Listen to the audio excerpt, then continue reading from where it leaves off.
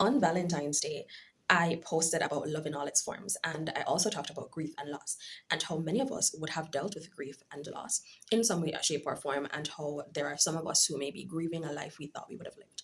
And a couple of persons told me that they actually resonated with that. And so that's something that I want to talk about today. In life, I think many of us make certain plans and we have certain goals and visions that we want to achieve by a certain age, by a certain time, and then things don't necessarily work out how we expect it because life happens. Who would have thought a world changing pandemic would have happened in 2020?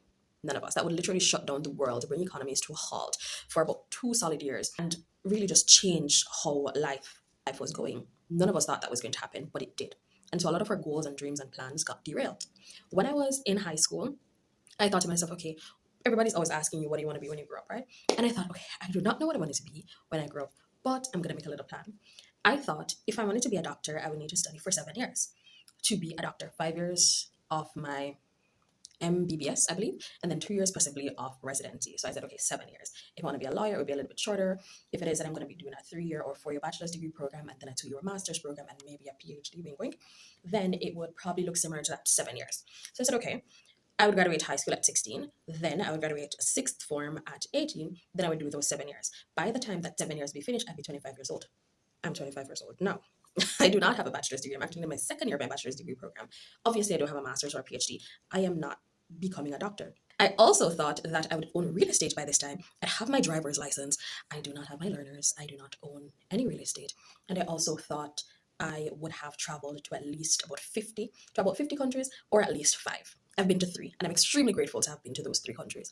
But I still thought I would have gone to a lot more. Now, here's the thing, a lot of us deal with the grief of the life that we could have lived, but I want you to also recognize that you're currently living in this reality that you have right now and to be content in it, and also to make plans to still achieve some of the goals that make sense for you. Now, at 15, 14, when I set that goal to be a doctor, that's what I thought I wanted. Right now, after doing a lot more research and introspection, I realized that I did not want to be a doctor. It wouldn't make sense for me, it wouldn't make sense for my personality type. And so we have to also acknowledge that sometimes our dreams and our visions and our goals change. And that's okay. So, in grieving the life that you thought you would have lived, you also give yourself the ability to accept it and let it go. And so that's what I'm inviting you to do today. Accept the grief, feel it, work through it, let it go, and then build a new version of life and be flexible in what you're building. Be flexible because, again, something else can happen. If you let the world go, hey, wait, we don't know. Life is unpredictable like that. Okay.